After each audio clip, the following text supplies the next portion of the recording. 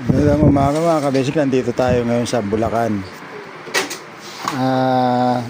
Naiwanan natin to gawa na may ginawa tayo sa Caloocan Silito. So ngayon, i-layout na natin dyan ang ilaw ng mga pinlight. Nandito tayo kabasic sa kabilang unit. So parang ganito mangyayari yan doon sa ginagawa natin sa kabila.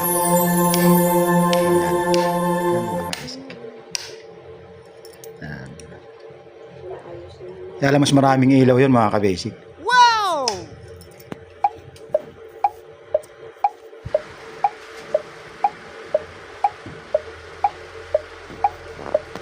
Yun, shoutout dyan sa electrician natin. Bago tayo electrician dito mga ka-basic. Yun, no? Yun, sineset up na natin ka-basic yung mga pin light natin dyan mga ka-basic. Mamaya lang makikita nyo na resulta nyo. Wow! Yun, naikabit na natin